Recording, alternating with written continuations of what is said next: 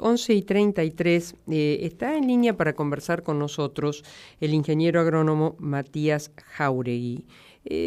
Recuerdo que, lo tomamos contacto con él a propósito, creo que cuando fue ese momento en donde el gobierno habilitó la baja de retenciones por 48 horas, creo, y por supuesto que muchos la vieron pasar y fue un negocio para muy pocos, ¿no?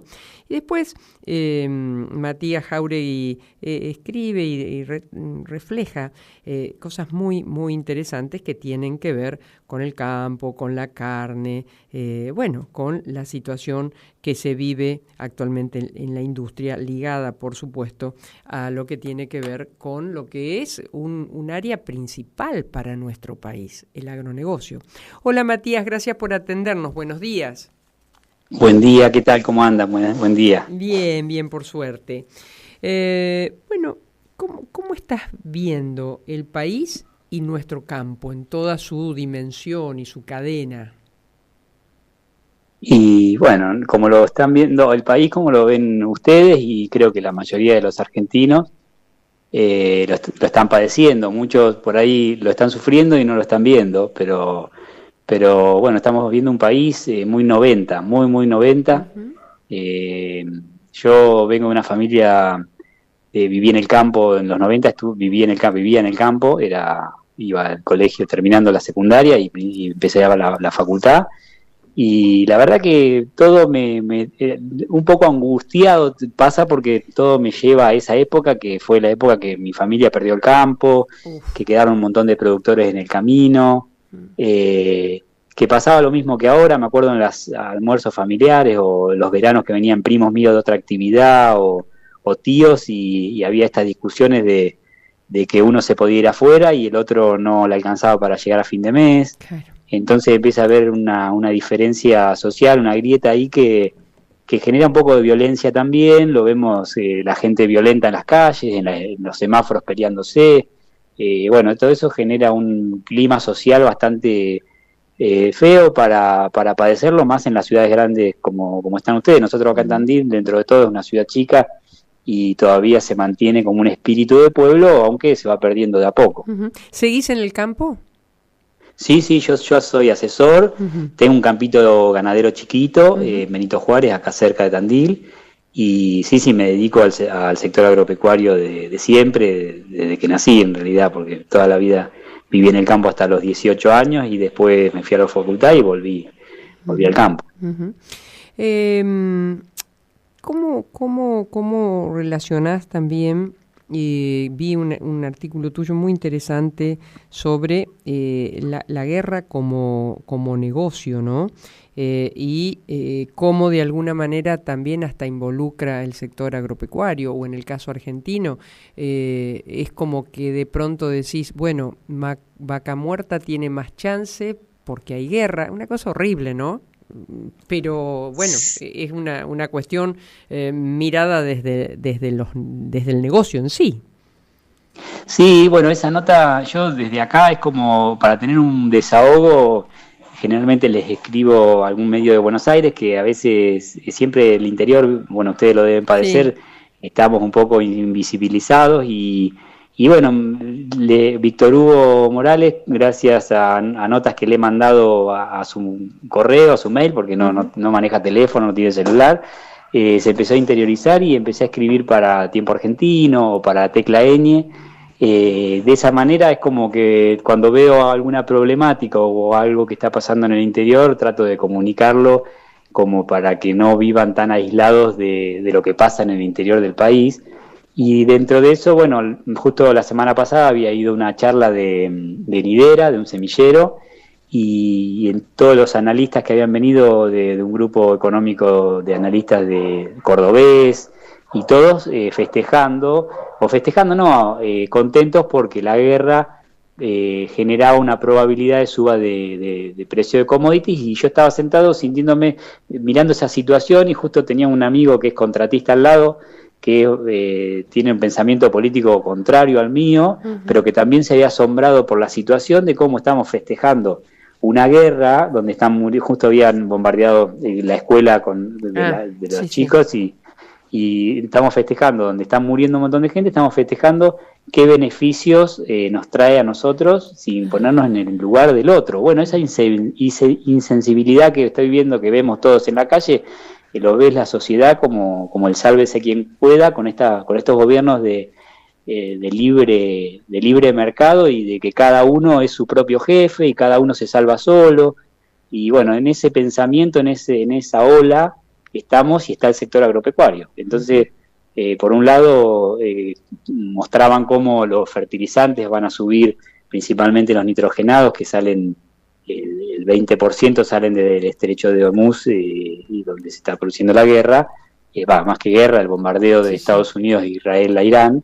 Y bueno, eso es lo que nos puede perjudicar, pero bueno, nosotros recién los fertilizantes nitrogenados acá en Argentina los vamos a empezar a usar en nuestra zona en septiembre, por ahí en la zona de ustedes en agosto, recién para fertilizar los trigos, la cebada, y recién para fertilizar los maíces lo vamos a usar recién en octubre, noviembre, diciembre, así que todavía eso no nos va a tocar. Vamos a ver qué pasa de esa fecha. Pero bueno, lo importante de la nota era eso, era cómo se sitúa, se piensa en lo económico y no se pone en el lugar de lo que en realidad está pasando en ese lugar, en ese país, ¿no? Uh-huh.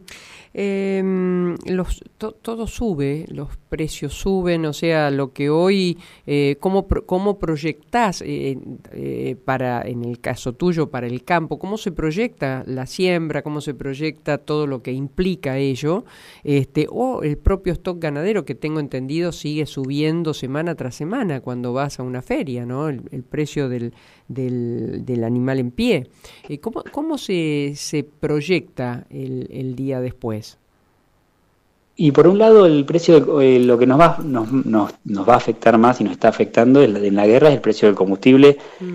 Justo en este momento que estamos entrando a cosechar, nosotros acá en el sudeste estamos recién arrancando el girasol, tuvimos una seca tremenda, no tanto como se ve en el resto del país que ha llovido. Yo veo productores de rojas, pergamino, con unos ojales y maizales lindos. Acá la verdad que venimos sufriendo y tenemos una incertidumbre y un precio de combustible que sigue subiendo, y ahora con el efecto guerra hace que suba, y justo estamos en un momento de cosecha que tenemos que arreglar las tarifas con el contratista, que también tiene los costos dolarizados, la herramienta que está cara en dólares, los repuestos cara en dólares, y el gasoil ahora que le sube. Por otro lado, los commodities todavía no han subido, y entonces es cara, el laboreo termina siendo cara para el sistema, pero tampoco le podés cortar la cabeza al contratista, que también está limitado con una sábana corta, con un combustible también caro. Entonces eso te perjudica a todos, ¿no? Porque el fletero también pasa lo mismo, los fletes son caros para el productor y también no le sirve al transportista. Entonces la verdad que es una pelea constante entre todos, a ver quién se queda con las migas que van quedando. Uh-huh. Eso en lo que es petróleo y lo que es combustible, que es uno de los costos más grandes que estamos teniendo hoy en el sector. Y por otro lado, lo que vos me comentás de la carne, es otro efecto, que son políticas públicas, políticas del gobierno que supuestamente acompaña al campo, y la verdad que tenemos retenciones cero a la vaca de cría, y hoy se están matando vacas preñadas para irse a China, y ves en los frigoríficos un montón de nonatos y de terneros que podría haber sido preñadas. Un aumento de eso. Vacas se están matando. Las retenciones cero a la vaca de cría genera eso. Claro. Y para hacer un contraste y para comparar, porque generalmente se critica a los gobiernos nacionales y populares anticampo, en el gobierno de Cristina, en el año 2009, después de una sequía tremenda del 2008 y de una sojización con una soja cerca de $600 en Chicago, que corrió a la vaca, se mataron muchos vientres, a partir del año 2009 se crearon medidas para retención de vientre como créditos del Banco Nación y un plan federal de carnes y ganados. Eso generó que el stock de vacas aumentase de 49 millones a 59 millones en el año 2015, cuando termina el gobierno de Cristina. sin perder el consumo. Nosotros en el año 2015 consumíamos 59 kilos por habitante por año, hoy consumimos 49, consumíamos 10 kilos más de carne vacuna por habitante por año. Supongo, esos 10 kilos, ¿se exportan? Claro, la diferencia que en ese momento se exportaba el 10% de la carne vacuna y hoy se exporta el 33%. Claro. Pero ¿por qué se exporta hoy y no se consume acá? Porque hoy están los salarios deprimidos. Hoy un salario mínimo ronda los 340 y pico mil pesos. Y un kilo de asado vale 15, 16 mil pesos en la carnicería más barata. Vos con un salario hoy consumís 22 kilos de carne de asado. Y en el gobierno de Cristina tenías un salario mínimo de 5.600 pesos, una cosa así, y tenías un asado de 80, 90 pesos. Vos con un salario comprabas 65 kilos de asado. Entonces la diferencia es esa, que tenés una ciudad, un asalariado con un sueldo totalmente deprimido, y entonces por eso la carne se va afuera. Claro. Créeme que es un gusto conversar con vos, ¿eh? Muchísimas gracias.